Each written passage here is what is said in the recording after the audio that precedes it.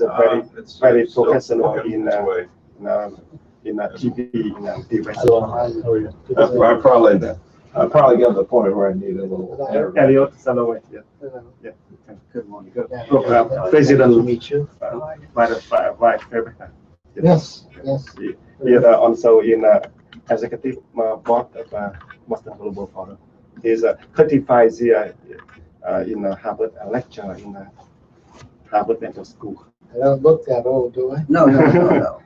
You look fresh as a green cucumber, as we say in Latvia. Oh, I love it. One of my colleagues has been working in Latvia quite a bit with the Rothko Institute.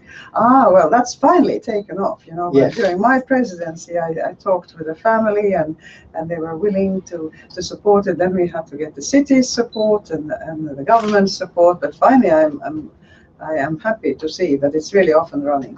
I was invited several times, but now I'm going in a few months, and I hope to be working. It's a terrific, actually, generosity of the family that we've benefited of, and finally the city has pulled itself together and has managed to do it justice. Actually, it's great. This summer there was a Rothko train. Oh yes, going all with over special. Latvia with Oh, really? You had to get a special ticket on it, and it was meant to be for distinguished personalities who would then spend the whole trip, say from Riga to Daugavpils, discussing about various aspects of Rothko's life or about art and so on. A very, very artsy sort of thing. What a great idea, because we were thinking of doing that with a boat, going through the rivers in Eastern Europe and in that would be fun too. Except now, Daugava with the hydroelectric power dams is difficult to do. It used to be that they would float wood down. Even in my childhood, I remember wood would be floated down from Belarus, you see, and coming all the way to Riga harbor. Well, my ancestors are from Latvia. Came here around 1895. That was a period when many did come. They all came to Boston, New York, and so. I look forward to talking with you later. I see you're interested in neurolinguistics. Well, I was a psycholinguist, really, so. President Vice President and Lauren King is a co-host and executive director of White House Chronic.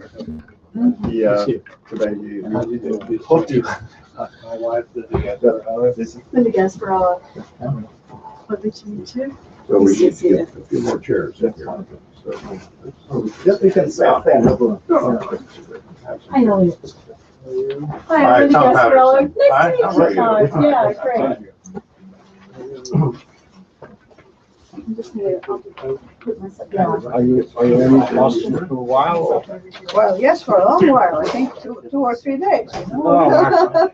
In today's world, that is a long time.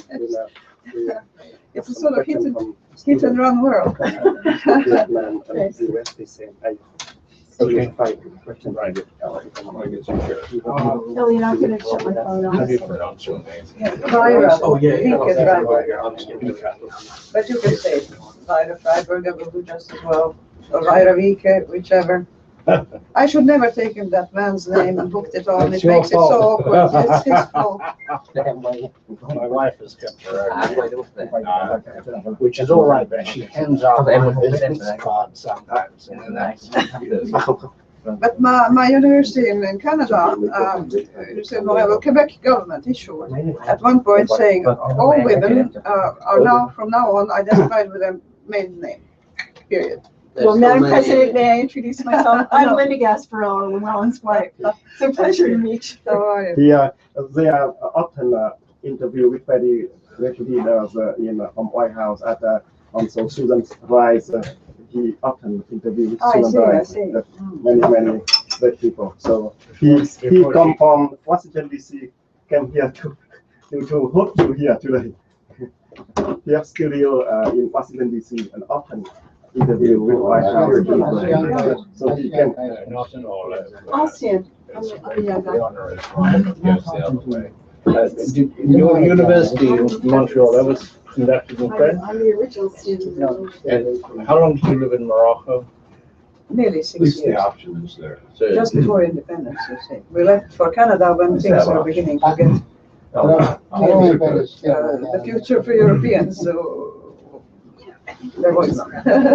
It was- And another thing is also is a member of the editorial board of Boston Global Forum. And also I'm honored to interview with you, President Biden, my previous with friend, and also she supports us as a modern thinkers, and she was a great leader. I very admire and respect her, and today we are very honored. well, it's a very impressive career.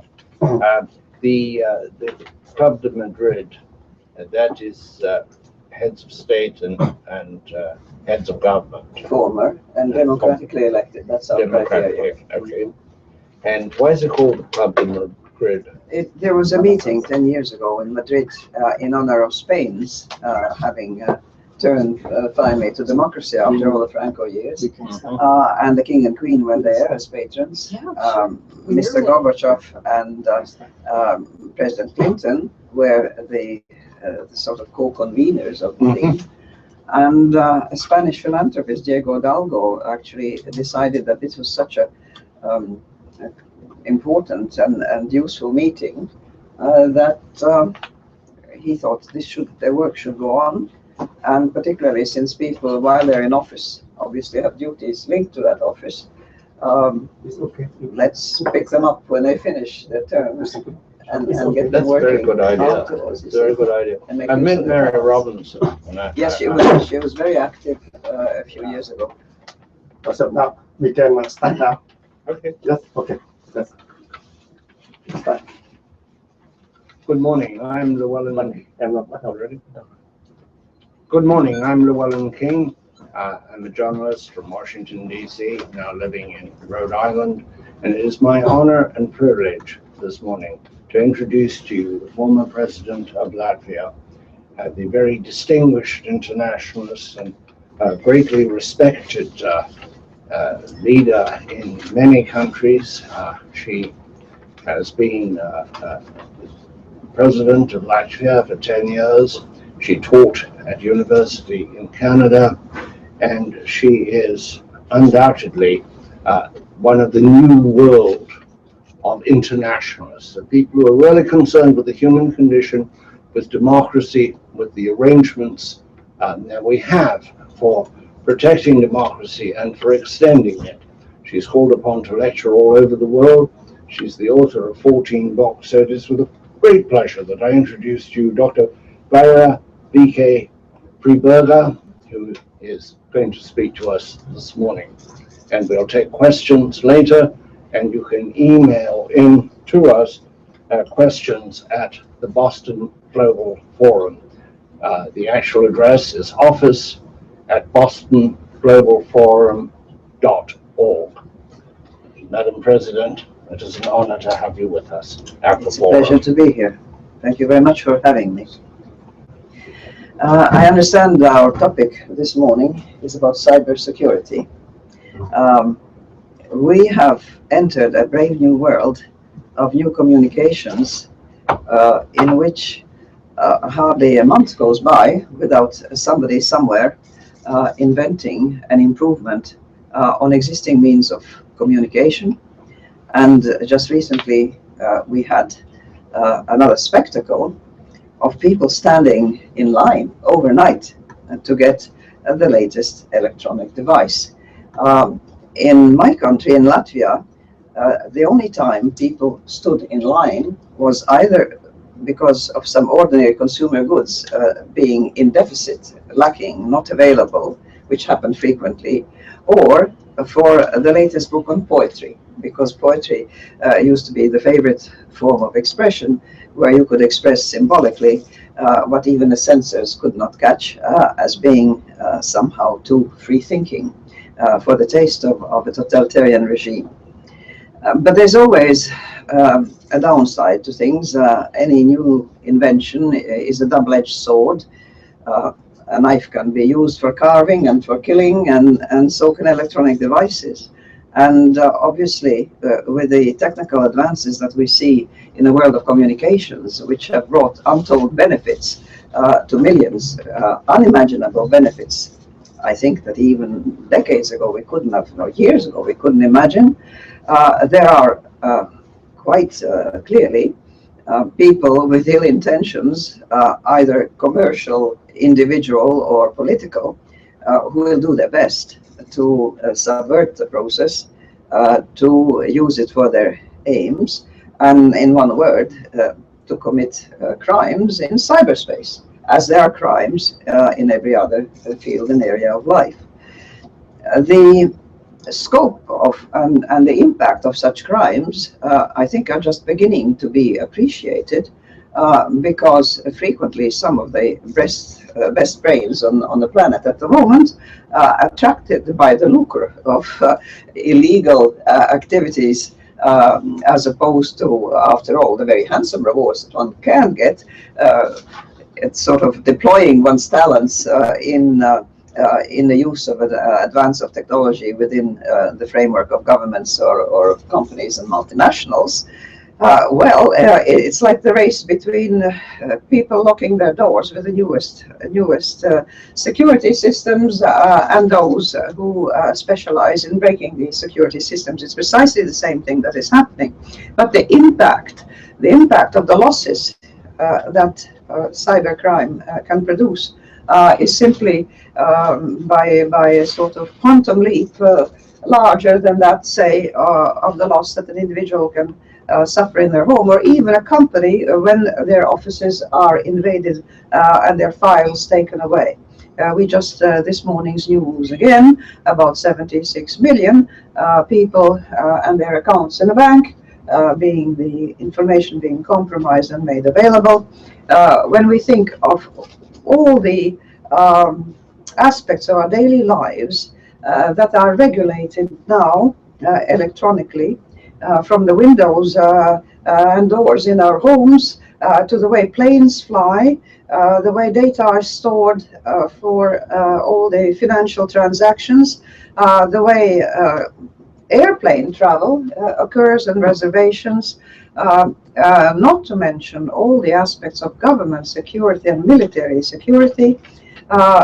It's mind-boggling to think the harm that can be done, that is being done, that has been done, and no doubt will be done in the future. And to me, who is because of my age, I suppose, although age should not be an excuse for being computer clumsy, I have mostly used the computer and electronic devices as a glorified typewriter. For writing my books or having electronic communications and so on. But I do sometimes worry about archival material. My husband, Professor Freibergs, is a pioneer in using computers at the time they were taught for crunching numbers only, to actually transcribe the Latvian folk heritage, an enormous corpus of folk songs, of lyric poetry, in digitalized form. In those days, it was done with key punches and extremely punching them was extremely clumsy. We've gone through all the technologies for doing it. This material is now available, but they're just like the Library of Alexandria, on which I sit the board of the new Library of Alexandria, and I think of the Library of Alexandria of Antiquity, that was simply at several points in history, actually burned down and destroyed as the largest repository of ancient knowledge in the world. Any number of repositories of that kind, archival materials. I worry about what harm ill-intentioned people can do to it, or, which is sometimes just as bad, what simple human inattention, laziness, clumsiness can cause by erasing very valuable data, causing confusion in well-established programs by pushing the wrong button. Happens to me all the time as I try and write. For some reason, I touch something, I want to move a paragraph, and next thing I know, I am seeing something on my screen that's in a different script and a different size. Annoys me no end. And then I think, for hackers, for somebody with an IQ of 180 who's grown up, weaned on a computer, who are extremely clever at it, there is a potential for these people inventing marvelous new applications, and we're seeing that. And I think that many of them, even today, we can't imagine what they're going to be 3 months hence or 3 years from today. But the amount of harm that can be done is equally sort of frightening. So it seems to me the only way we can defend ourselves against it is to be prepared, like the Boy Scouts say. And to, just like in the old days, one would have a backup diskette and a backup memory stick or whatever, that really have to think seriously about anything that is being done with data processing in an electronic way, that the backup systems should be not just multiple backup systems, but that they should be of the simplest kind, such as, for instance, if you have a car with electronic windows and you are caught in a flash flood, which case personally known to me, you should be able to mechanically open it. Otherwise, if the electrical system fails, you drown. We should have fail-safe systems automatically built into everything we do. And the larger the project that is undertaken, the more serious and the more extensive the precautions should be. I would say that any, for instance, government project should have built into its budget from the start the costs of putting in firewalls or whatever is needed for cybersecurity. Thank you very much, Madam President. And I would like to pursue just a little bit more about your career before we go to questions on cybersecurity issues. Tell us a little bit about the Club de Madrid and how it functions.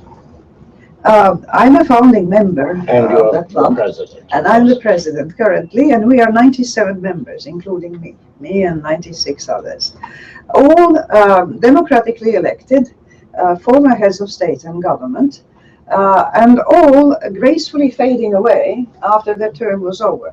One of you might say that the big motto of our club is to have the courage and the will to pack our bags once our constitutionally determined terms of office are over, where, of course, there are some who feel so beloved of their people and so comfortable and well, competent in their job that they could stay on for longer or less.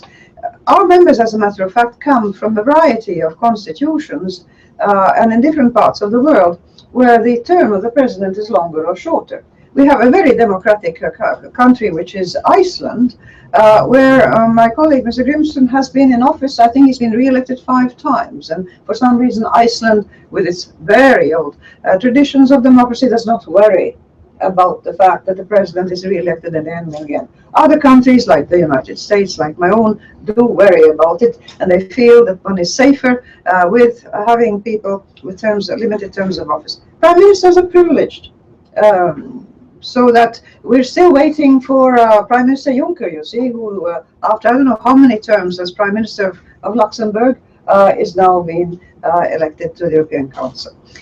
We are people who have been in many ways, and at various times, well, in the last 10-year period or even before, involved in making transitions to democracy in our countries or solidifying democratic institutions, and continue to sort of labor in that direction in various ways by activities, both as a group, by having conferences, and by missions with small groups of our members going on projects, for instance, to Haiti. We have teams going to Haiti. We had teams, of which I led several, going to Kyrgyzstan after the constitutional crisis there, and undertaking activities of that sort. We work for what we call shared societies and encourage the inclusion of women both in politics and in civic society and so forth. Do you have a secretariat? Is there an office? Is there a base? And how is it funded? We have a secretariat in Madrid, which was at first funded by the government of Madrid, the region of Madrid, and the Spanish philanthropist. After the crisis of 2008, that funding has severely diminished, and we are very grateful to various foundations like the Slivka Foundation and the Bertelsmann Stiftung and the European Commission for various projects that we undertaken jointly with them to give us infrastructures to help carry out our projects. But we also have what is called the President's Circle, where donations from private individuals are gratefully accepted, and they can then participate in our annual general meetings, where we typically have a conference. For instance, in Florence in November this year, we'll have a conference on the quality of democracy jointly with the Robert F. Kennedy Foundation. When we get back to the subject of cybersecurity, it seems to me that there are several parts of it. There's pure mischief, people who attack other systems out of mischief, hackers. Then there are non-government organizations that may have larger interests, and governments. The latter two are malicious, and the former is probably just mischievous. How do you see the threat today? Do you see it coming from non-government organizations, insurgencies, or from governments, or from pure chance hacking that can cause catastrophe? All three. And I don't think we can ever know who will create the greater harm. I think governments, of course, have targeted programs, well, spying, to put it bluntly, on each other. Clearly, there's, I Spy, as we used to have on the covers of Mad, spy and counter spy, and the one in black and the one in white, and so on. It's gone on at various levels. It goes on at the electronic, if you like, or whatever other technical level. But I do fear that fanatics of all stripes, especially fanatics who may not be cyber savvy as such, but who have funds, international criminal groups who have funds, can easily hire skilled people and hackers and do, I think, an enormous amount of harm. A lot of the invasion of American systems, and I guess European systems as well, has come from China. It's been traced back to China and appears to have a government hand in it. How do we deal with China? How do we get China to abide by international norms? Getting large and strong countries to abide by international laws, I think, is the challenge of the day. This applies both to international laws and respect for other countries' territory and sovereignty, and certainly also in matters of attacking the cyberspace.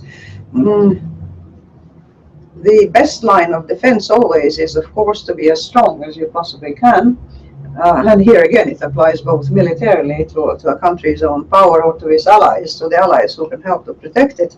But I do believe that firewalls of various sorts should be built into important systems, particularly security systems.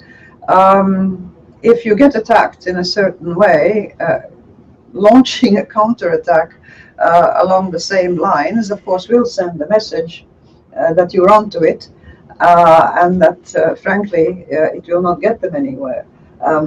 My feeling is that next to political dialogue, and as a former head of state, of course, I should not denigrate or downgrade the importance of political dialogue. This is what politicians are entrusted to do, and believe me, they do. They really do try to have dialogue with friends and and not so friendly elements, and even with declared enemies. I think dialogue is important, diplomacy is important, one should do one's best to get solutions that way. But if you like, to make doubly sure, to have sufficient technical expertise and ability, and that boils down to a very simple thing, sir. We really need in each country that looks after its safety to invest seriously in the education of young children, starting very early, because these skills are acquired very early. We need support for sort of systems of identifying the gifted, and supporting them, sending them to the best universities, sending them to the best, if you like, industrial environments where they can flourish. I think that would be a tremendous investment in cyber security for any country that goes to the pains of doing that in a systematic, focused, and determined way. I have some questions from students, but I would be remiss if I didn't ask you, how is Latvia these days, and how does it feel about the Russian incursion into Ukraine? Very sad, truly. I was asked by the Latvian television 2 days before the end of the Sochi Olympics whether I thought that it was possible that Russia might invade Crimea, because such rumors had been floating around. And I said that sadly, yes, I thought it was possible, even if it was the worst case scenario. And then the Russian ambassador in Latvia came out with a pronouncement that former presidents should have drug tests before they make pronouncements, just like the athletes have drug tests in Sochi, and at the Olympics, with the idea that what I was saying was completely crazy. But what I was saying was confirmed 2 days later, sadly. Is there a tendency for the democracies and for the people of the democracies to be too enthusiastic about demonstrations, about people clearly trying to overthrow their systems, which we saw in the Arab Spring, which we saw in Ukraine, and which we may be seeing right now in Hong Kong? And in this enthusiasm for the people in the street, we actually produce a disaster, as in Crimea. The situation in Crimea is quite different from that in Tunisia or in Egypt or places of that sort, or even what's happening in Hong Kong now. There it was a planned attack on a territory with a clear intent of taking it over, first of all, with deploying men who were already stationed in Sevastopol, an agreement that the Russian Federation had with Ukraine. They had troops stationed there at the naval base, so it was just a matter of deploying them, putting masks on their face, and then bringing in a few from Russia as well. And then, of course, having a referendum with people in a militarily occupied territory. When you have a referendum, you can't really take it seriously. It's like my mother remembers when the Soviets invaded Latvia, and Latvian citizens presumably asked, precisely as the Crimeans did, for Latvia to become part of the Soviet Union. Well, when a militiaman with a revolver in his hand came and said, "Citizen, we're waiting for you to come to your polling district and sign the petition for Latvia to join the Soviet Union." And my mother said, "I have no intention of doing that." And so he raised his gun and said, "Yes, citizen, you are going to do that. I am going to accompany you right now." And whether in details it happens that way, but the presence of a military force in a country does not give you an expression of popular will. When people are ready to freeze for months on end, as they did on Maidan on several occasions in Ukraine, it means there is a popular will, and there's a desire for at least, if not regime change altogether, certainly change in the manner of governance and of the way, for instance, in Hong Kong, the way the elections had been promised and now are put in doubt for 1917. What happens after? That is the question. We at the Club de Madrid, I've just been talking to my colleagues electronically and telling them that I think what we should do is look at how mass movements how mass movements can lead to regime change, to regime improvement, to a change in social climate. But what is it about those mass movements that have positive results and those mass movements which result in chaos or a system that's worse than the preceding one? This summer we celebrated 25 years of the Baltic Way, when to commemorate the infamous Hitler-Stalin Pact, which split up Eastern Europe between these two totalitarian powers, 2 million Estonians, Latvians, and Lithuanians joined hands from the north to the south of these three countries, and this was part of the peaceful singing revolution, which gave these countries independence again. It was a mass demonstration that had a positive outcome. There was no bloodshed. Of course, the circumstances of what happened in the rest of the Soviet Union, naturally, if you like, the stars are in the right places for it to happen peacefully. It can happen in various ways, and unfortunately, a crowd, even a crowd of millions, which is dissatisfied with something, is not really the best instrument for offering solutions. And then solutions may be offered by sensible, well-meaning people, but they can also be offered by fanatics or people with a totalitarian bent, and it can go either way. As somebody from that part of the world, how do you think we should handle, or the world should handle, Putin and today's Russia? First of all, there should be a recognition and public announcements of the fact that the behavior that we have seen towards Ukraine truly is not acceptable in international law, and it is not acceptable in a country that was meant to have thrown off the shackles of communism as a totalitarian system. In 1991, there was as much hope for the Russian people to have a democratic system of governance as for all the others. The countries either newly created or mostly recreated from those who tried to be independent after the First World War, or those who were independent, like the Baltic countries after the First World War and lost that independence after the Second.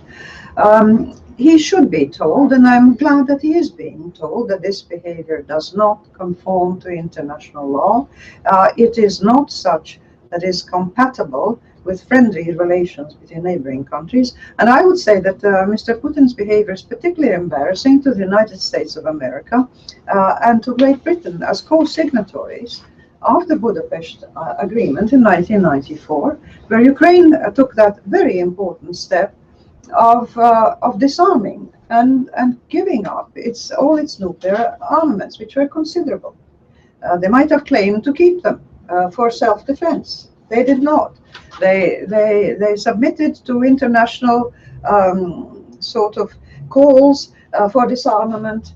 They handed over their nuclear arms and were guaranteed territorial integrity and sovereignty by Great Britain, by the United States, and by Russia, who now is the one who is making all these infringements. And this is a very sad precedent, because when we look around the world to countries now in a process of acquiring nuclear arms, or trying to encourage others to diminish their stocks and to think about the various disarmament treaties, this is a horribly nasty precedent for anybody to give up their nuclear capability. They say, well, look what happens to a country that did so. It gets invaded, it gets dismembered, it already has a substantial chunk of its territory taken away, and for all that we can see, there seems to be an attempt possibly to absolutely destroy it as an independent country. China has designs in the South China and East China Sea,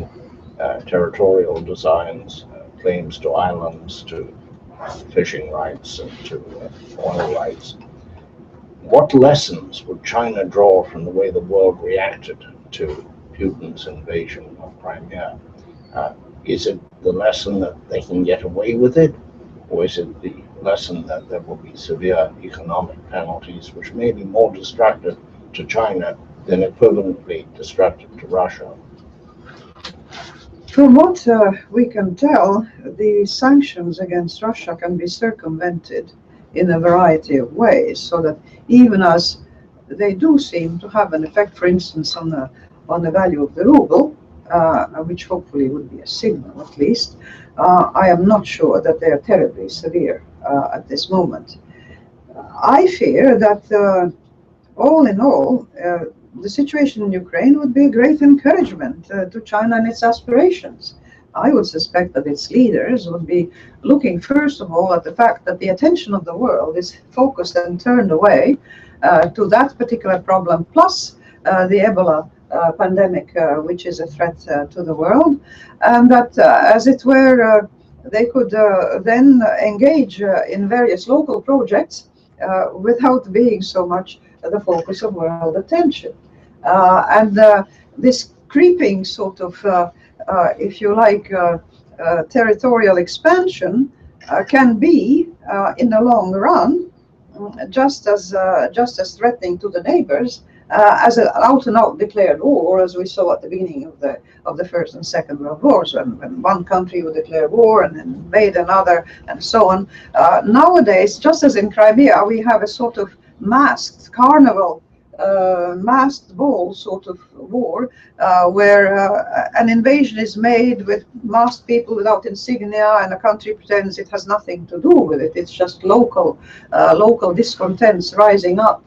23 years they've been sitting there and accepting the situation, and all of a sudden, and they acquire rockets and tanks and heavy armaments out of nowhere. Quite a miracle, really, of happening there, and clearly a new kind of war that we're seeing, localized, just as Vietnam was a new kind of war, and just as the First World War was a new war, as the president and before that General de Gaulle wrote a book about how inadequate the training of the generals in France had been in the First World War, and why that such a slaughter of young men had happened because of the inability of the generals to understand that sending troops into the mouths of heavy fire certainly was not strategic. Which, of course, once happened to the British in Crimea.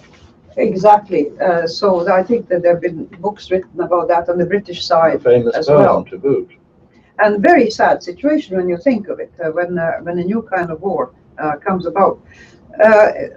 I've just come back from a visit to China, a very peaceful visit with a peaceful group with humanitarian intentions and all. Obviously, the model that China has about allowing free enterprise, even as the politically and ideologically the Communist Party still keeps control, is an experiment of a kind, and it's something that has spectacular results, at least on the economic side, but also very clearly social cost, which is quite considerable, that goes along with it. But these territorial claims on one's neighbors, I think, are worrisome, definitely worrisome to China's neighbors, from what I can hear. Extremely so. And the feeling that seems to be cultivated by the leadership in China somehow rang a bell of recognition with me, because it seemed to be the same feeling of being hard done by in the past, and therefore having the right of revanchism and of sort of getting it back, because one had been hard done by before. I heard such arguments as, for instance, Japan had never apologized for the harm it had done during its invasion of Manchuria and so on. That the United States had, instead of being a friend of China, say at the end of the Second World War, became a friend of Japan, which had behaved very badly, and so on and so forth. I think that whatever the reason for which some country decides to overstep the agreed upon international borders, it sets a bad precedent, and the inability of the world, notably the United Nations and its Security Council, to agree on important decisions, such as in the case of Syria. Again, it sets a bad precedent, and it's very sad, because the population at large in many countries are looking to some international authority that could somehow put our house in order, meaning our global planetary house in order. And it's disappointing that there seems to be no such authority or mechanism able to do so. In other words, you feel the United Nations fails. It has been shining by its absence in Syria. Do you think the United Nations is an undertaking that's worth continuing with, or should there be some revision in the international order, some new entity created that is more effective? The United Nations is definitely an ad hoc creation by the victors of the Second World War. It truly was created as such, and then grew around it if you like, the shards and the remnants of the derelict and defunct League of Nations, which had obviously not been able to do its job to prevent the Second World War. So that the concept that President Wilson introduced before the foundation of the League of Nations, but also the desire to keep world order after the Second World War, which had been the biggest disaster, I think, in human history in terms of numbers of lives lost, both civilian and military. But it's, in that sense, it's an archaic structure. That was over 60 years ago. The Security Council is a post-World War II, it's a victor structure. There's 5 countries with veto power. There have been attempts to reform the United Nations. I was one of the ambassadors that Secretary General Kofi Annan called upon to encourage the thought of reforming the United Nations. There was resistance both for nobody wanted to give up their veto power. Many projects that were already obsolete and should have been taken off the books. Doing so was resisted by the countries concerned, but steps were taken to reform the United Nations. The rotating members of this Security Council do feel that they have some input and at least a chance to be heard. So that is a positive step. I think if there was some steps taken to qualify the veto powers and to give the United Nations the possibility to act even without unanimity among the permanent members of the Security Council, it would help to make that organization more functional. We have enormous capacity in the West in surveillance. We have astounding ability to disconnect phone calls, some of which have caused international incidents, etc. And yet, we seem to be taken by surprise all the time, as though our intelligence is either ignored by the political establishments or whole countries avert their eyes from something they don't want to know about. Are we averting our eyes from problems with China? Were we averting our eyes from the build-up of ISIS in Syria and Iraq? And were we averting our eyes with Putin? Oh, definitely. I think it's almost a human instinct to look away from unpleasant things. I mean, there's 2 contradictory instincts. One is to gape and gaze, and we do see that on the internet a lot. But the other one is to avert one's eyes, and this seems to come into play when you're somehow expected to do something constructive about it. To simply stand by and gaze and to be horrified and to throw up one's arms, it's easy to do. And for some, it becomes almost a form of entertainment. But to look at something that is shocking and terrible, and to then think, what can I do now to counteract this? That takes effort, that takes commitment, it takes energy, it takes of your time, of your resources, and then it doesn't happen, automatically by itself. I think one has to make a deliberate effort and say, we do need to do something. We should not just avert our eyes, because closing one's eyes can cause you to wake up in an unpleasant situation that you had thought to avoid, but that hasn't gone away in the meantime. The relationship with China and the rest of the world gets more and more asymmetrical in a sense. China has very strict regulations on what foreign companies can do, and yet they are buying companies from all over the world. We trace some of the internet interference, some of the cyber interference to a particular address in China. And yet we've become so dependent on their goods that when Peter Mandelson was the trade representative of the European Union, and they tried to adjust the balance of trade with China, there was a disaster because there were no underwear for women, and he had to back down. There were no support garments, no bras. They should have come to Latvia. We manufacture them.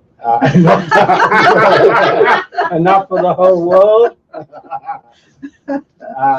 How would you see, as a former head of state and as somebody deeply concerned with international affairs, how would you advise the world, and do you advise the world, on a plan of action with China that is not confrontational, or is confrontational, but is nonetheless not antagonistic, so that we can bring China in rather than push China into a corner?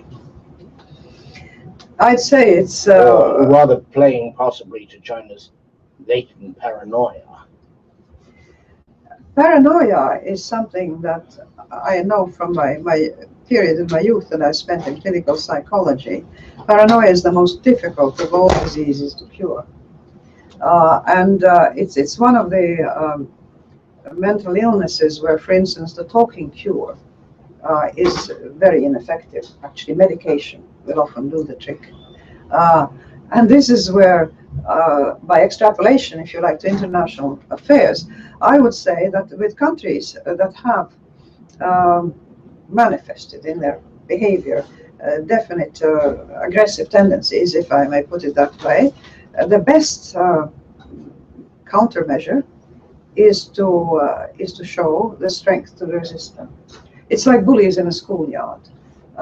My little boy was being attacked by bullies when we had spent a sabbatical in France, and because he came from Canada, as local boys would do during the recess in a school. They started beating up on him, and he'd come home crying and asking what can he do, because he didn't want to go to school anymore. And I said, whatever you do, don't cry, because that will please them. Bullies enjoy seeing you cry, so you mustn't cry. And the second thing is, you must learn to run very fast if you have to. Then, if possible, ask help from your teachers, even if the teachers close their eyes sometimes and pretend not to see such things. If you can, beat them up. And if not, try and make friends with them. And this is about the panoply of choices that one has, and then you hope for the best. The best is to have actually a repertoire of various forms of reaction. I would say in the case of trade dependency, or as for instance in the case of Europe and my country, energy dependency on one supplier, Russia, or total dependency on whoever, the answer is diversify. Latvia was very closely linked economically after the collapse of the Soviet Union because there were old paths, if you like, of mutual interdependence between various companies, supply and raw materials, manufactured energy, what have you. When the default crisis came in 1998 in Russia, our companies either went bankrupt or found new markets. And I think this is, if you should never buy all your undergarments from one country, you should diversify, and nor should you be dependent for your military might or anything on one single source, unless it's your own source that you control. One of the student questions is how to solve the extreme nationalism that arises in China, and then they add also Japan. How do we deal with the issue of nationalism, which can be so destructive and lead to such belligerence?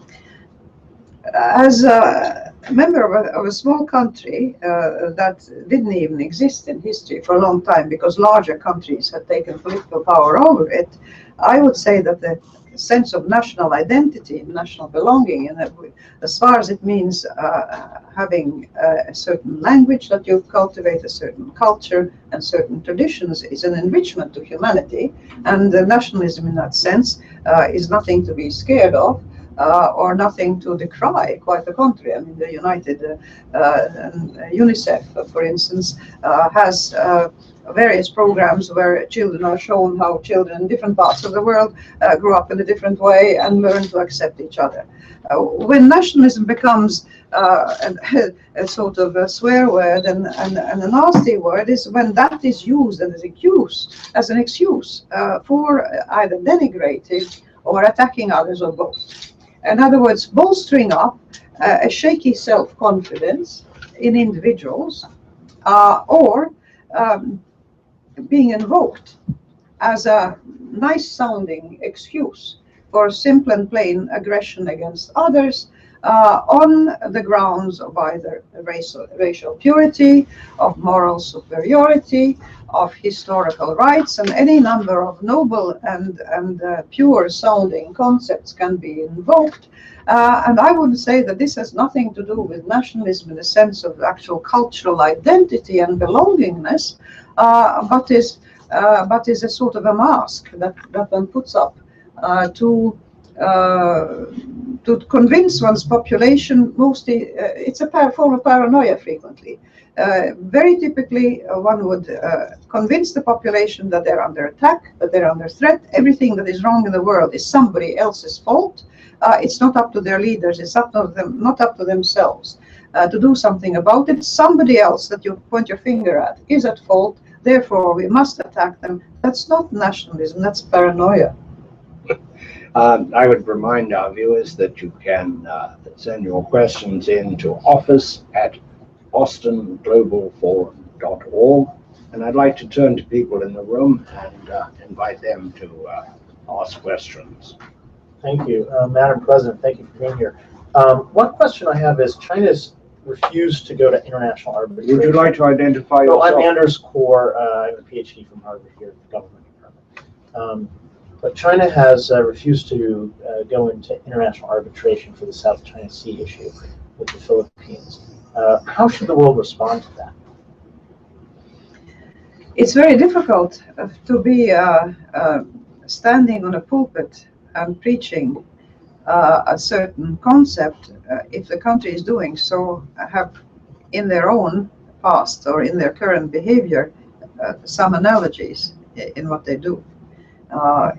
It's the acceptance of the authority of international bodies, you see, is not universal.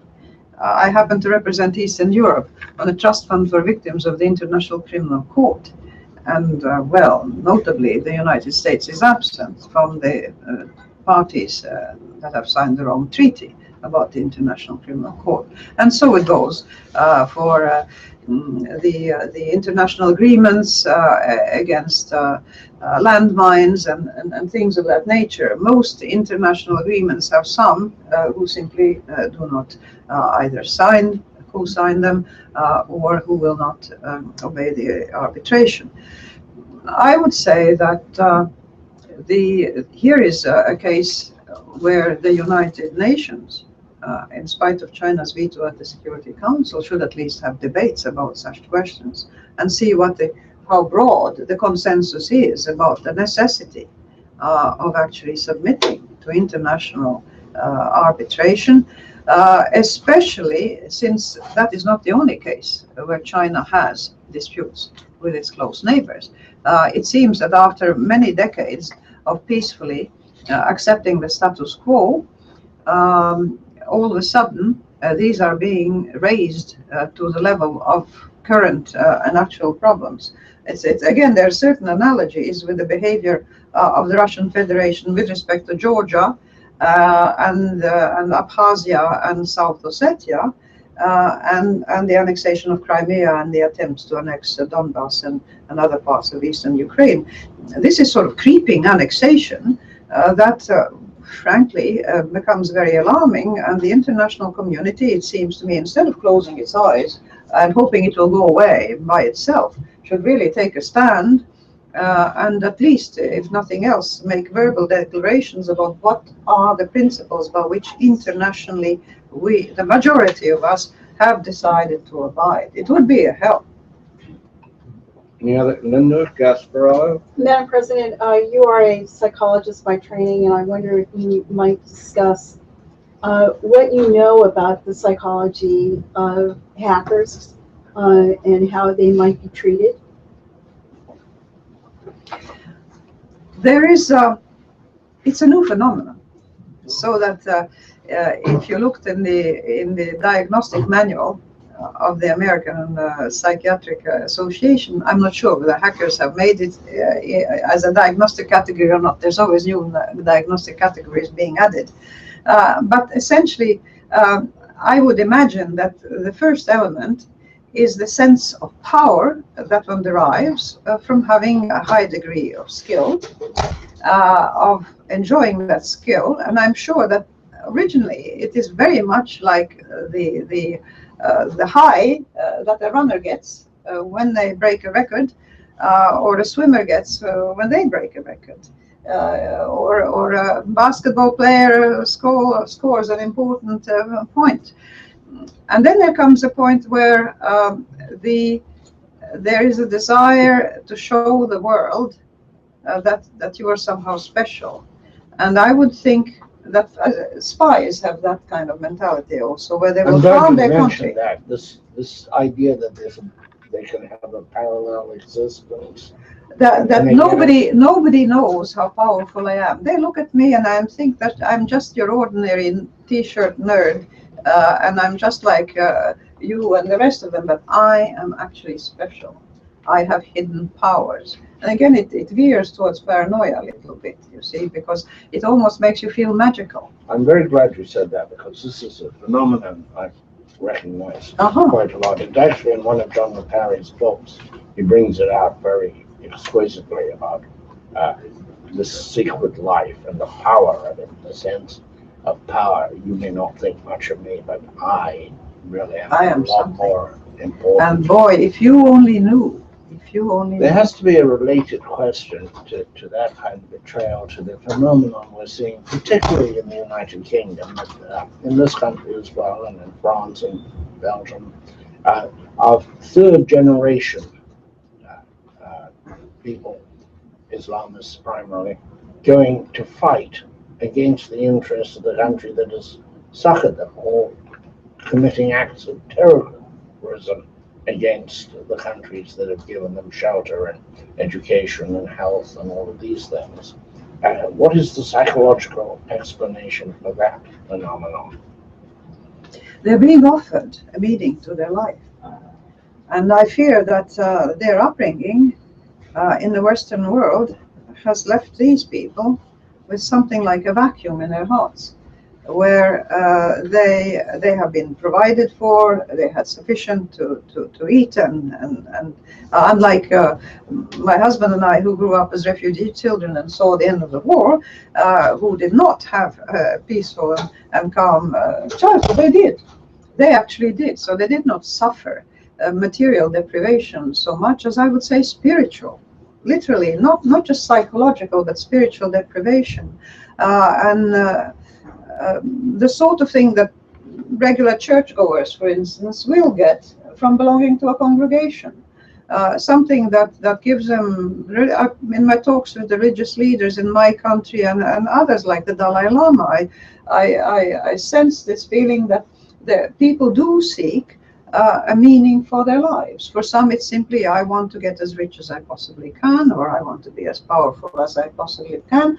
But for those who know that they're never going to be either rock stars or kings, or I don't know, anything else of importance, when they are given a cause and told that this is a superb cause, and you will be a martyr, and your family will be provided for, and even as you are not able to provide for your 8 brothers and sisters, they all will be provided for should you fall and be killed as a martyr in the cause.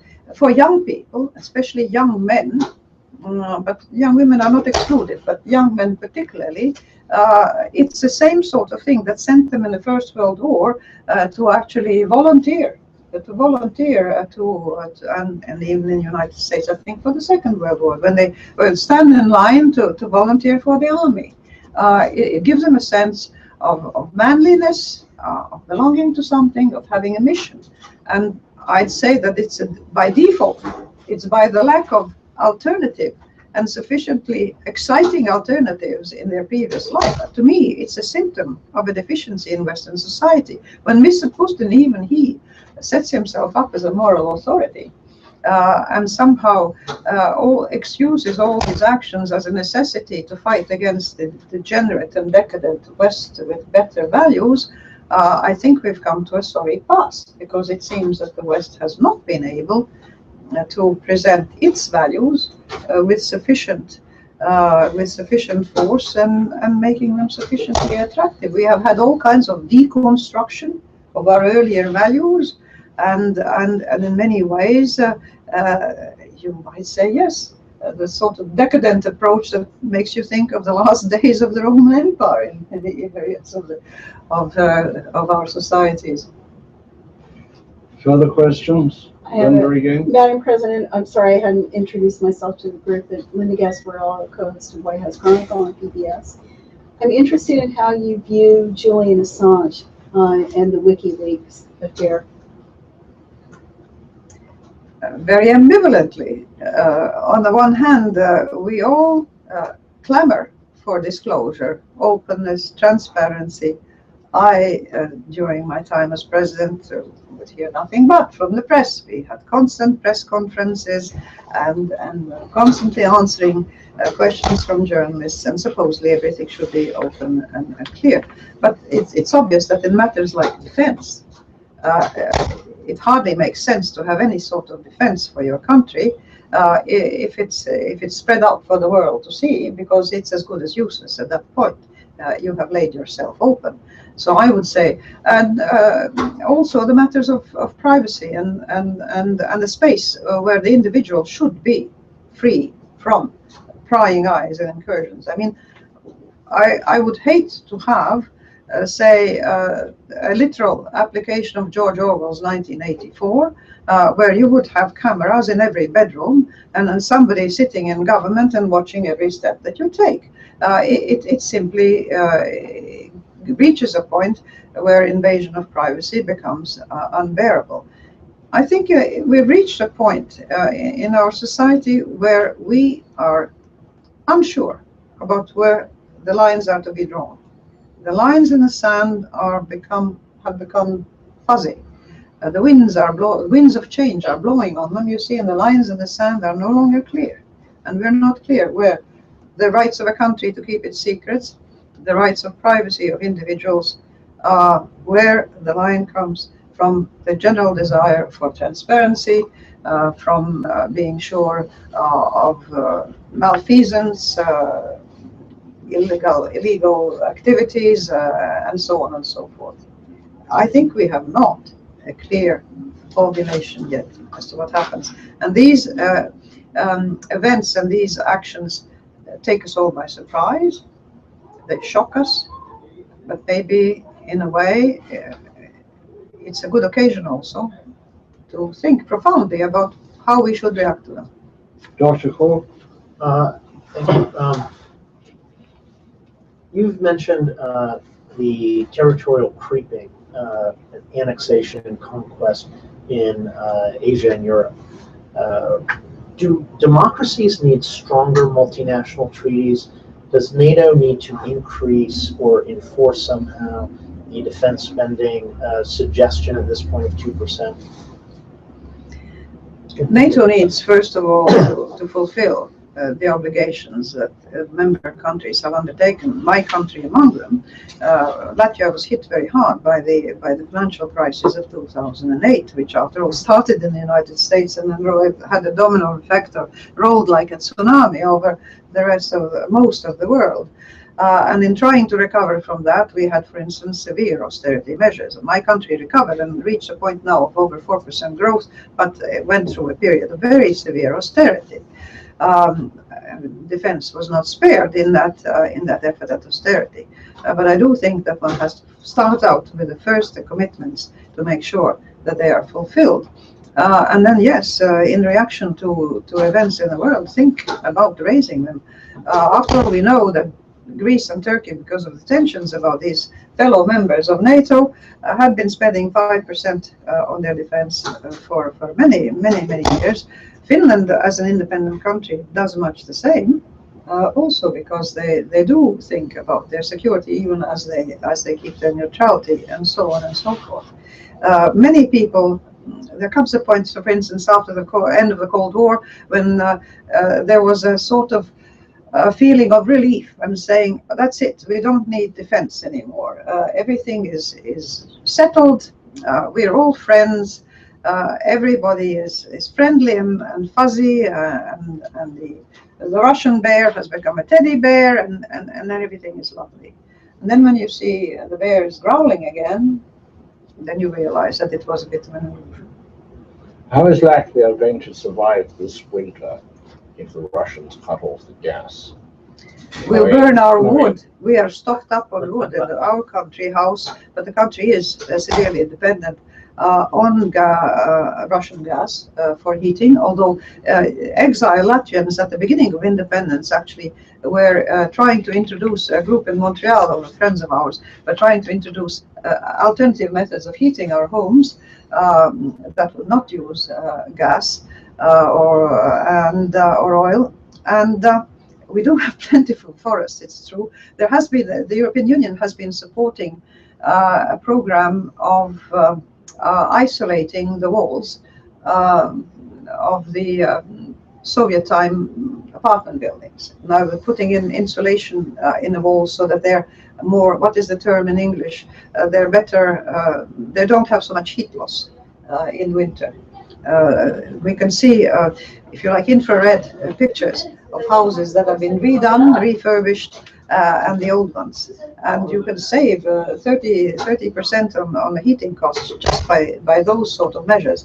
But I would say that for instance, the international gas market will play a crucial role in the next years. Less than decades, but in the next years. If the availability of, say, liquefied gas, becomes such that it's available to even distant places from where it is produced. We're talking about liquefied natural gas. Yes, LNG. LNG, obtained by fracking or other means, transported, say, by sea, which actually is not that expensive. There's definitely a possibility. Ukraine, for instance, has lost in the Donbass. It has mines. These mines are heavily subsidized. They have been heavily subsidized by the government. They actually can import coal from Africa much cheaper than what they have been paying for the Donbass coal, actually in a way as a social subsidy to the miners of the region.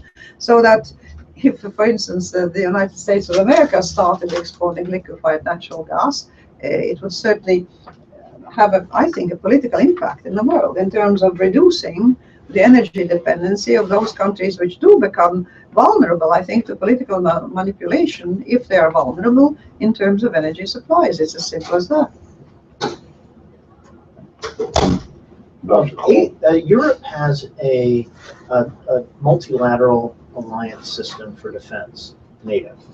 Does Asia need a stronger alliance system, a multilateral alliance system, to defend itself against creeping enemies?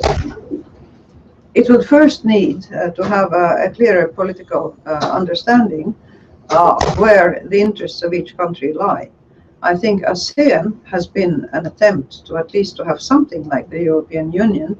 I know that we had in my 2 periods of office, we had meetings between European Union leaders and leaders of ASEAN to sort of share our thoughts about international collaboration. And that's a few years ago. Then when I was participating in them, there was a feeling that this was something that Asia should go and continue to do, to first of all improve the commercial relations between countries, to have better communication, to clarify their foreign policy goals and where they stand, and possibly coordinate their positions on certain international questions. There has been I say this by quoting their own leaders. They feel they have not done sufficient to coordinate their activities among them.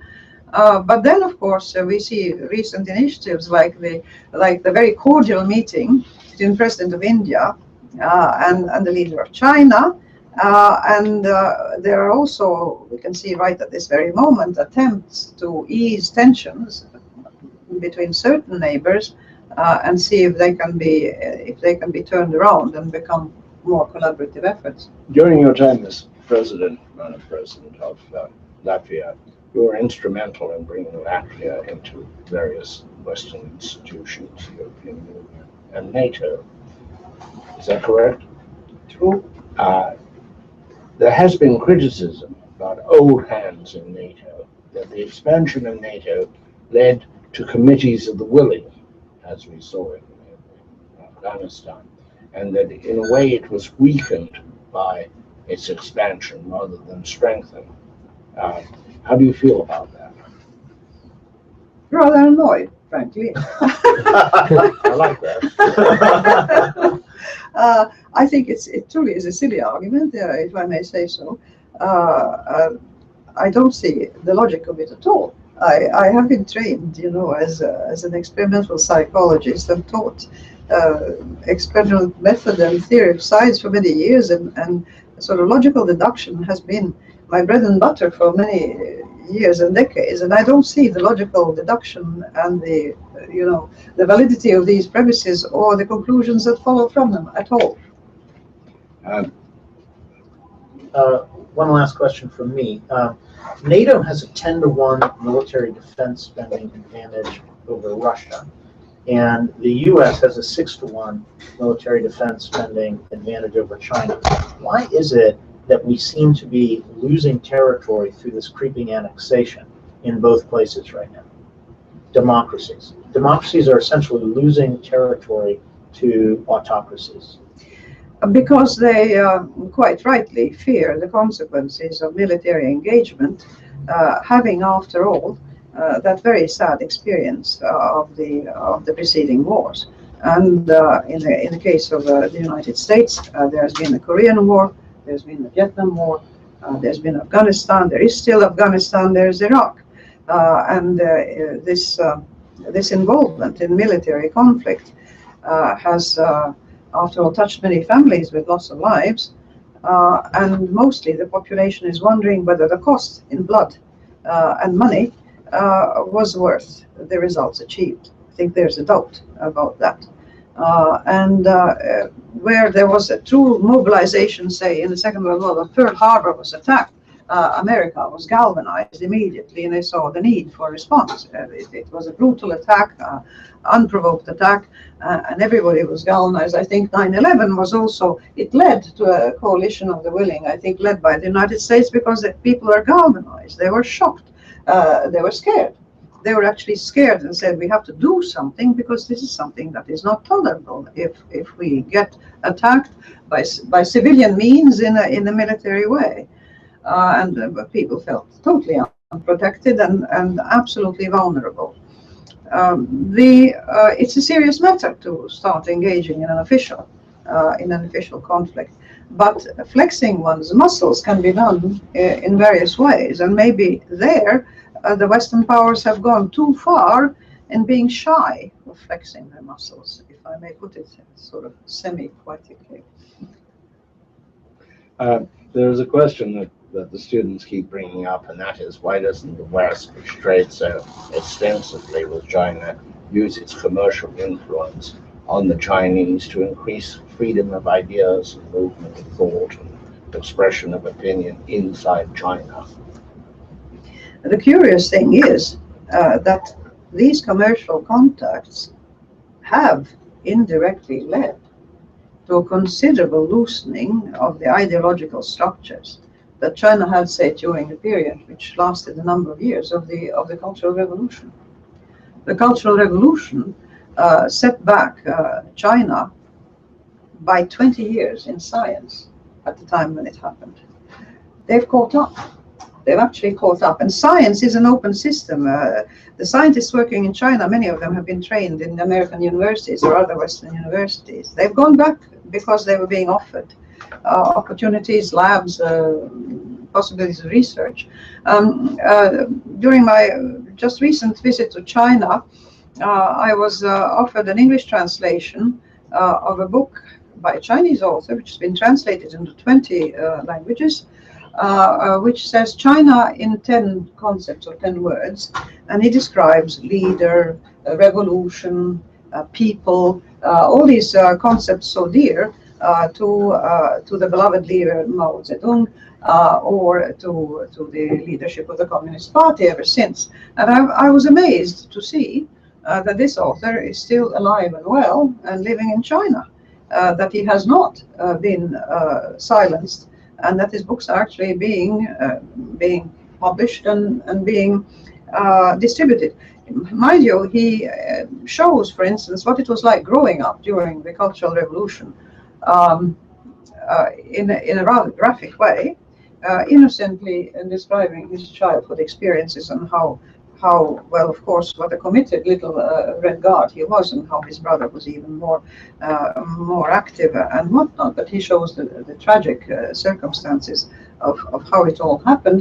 I would say that in spite of the wishes and desires of the leadership of the Communist Party, there's a creeping sort of liberalization of thought happening in China, and it's happening in sort of a natural way. But when there were demonstrations in Hong Kong, and when they were at their strongest a few days ago, from what I hear, this was not shown for mainland China on their mass media. They did not. There was an absolute news blackout of the situation.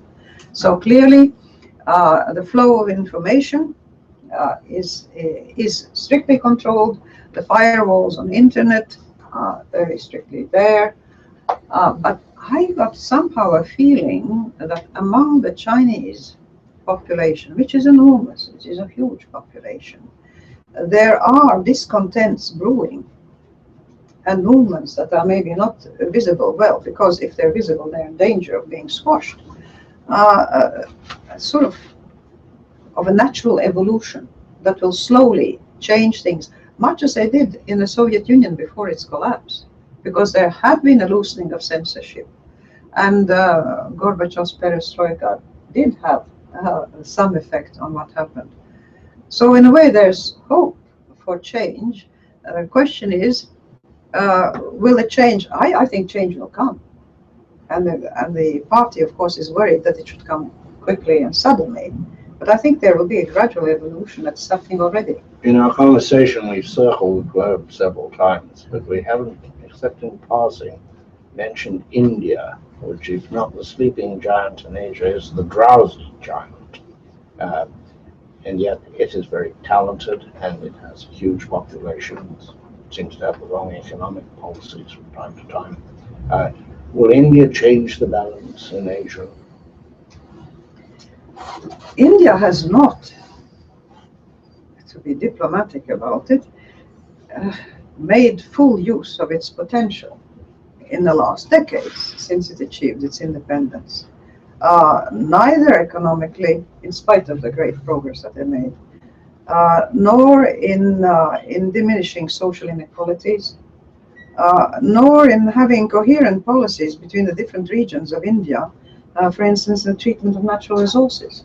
There are some parts of India where the exploitation of natural resources happens in a brutally unfriendly way to the environment, and brutally sort of ignoring the rights of the local indigenous populations who live there, who simply get displaced from their lands, put in some sort of barracks, temporary barracks, while some sort of mineral is being extracted and mined. And generally, while India is the largest democracy in the world, and thank heavens for that, in various aspects of its society, it has been stagnating. It has not shown sufficient will to carry through what a democratic society should, notably, and we have seen it in recent years, in attitudes towards women and public behavior towards women, which simply is medieval still in many parts. of India, and definitely does not correspond to the standards of democracy that we would like to see in being respected in the treatment of women. And finally, you're the author of 14 books. Can we read these? What are they on, and where can we buy them? Oh This dear. is fairly traditional in interviews. People are supposed to sell their books as well as exchange their ideas. Sad to say, a majority of my books have been written in Latvian because I was trying to fill a void in the, if you like, in the literature of a small country. For instance, one of my recent books is about culture and identity, but it's written in Latvia because it's aimed at Latvians. I do have a number of essays scattered in various publications in French, German, English. Thank you for the suggestion. I should put them under one cover, and then next time you interview me, I'll be able to flog my book. Madam President, you are awesome. Thank you so much for coming on this broadcast. That's great. My friend in MIT, he follow with your talk. He sent email. It was very interesting talk. Thank you very much. I thought it was fabulous. Thank you. Very interesting. Thank you. Great. Thank you so much. That's great. Great talk and very distinguished lecture of Boston Global Forum. And we want to. Great distinguished lecture of Boston Global Forum. You can say something to that. Say thank you for President with distinguished lecture of Boston Global Forum. Now you can say some. Thank you, audience. Like that. We'd like to, I would like on behalf of the Boston Global Forum to thank Madam Vera Freiberger for an extraordinary talk and for a huge work for humanity and peace in the world. Thank you, sir. I really enjoyed it. I really Thank you so much. Thank you. Are you going to be around in Boston next week, by any chance? No, we're leaving on the 7th in the morning. Okay. We're leaving for the West Coast. Stanford, the Hoover Institute has a conference on global history. Great. Okay. I've not been to Latvia.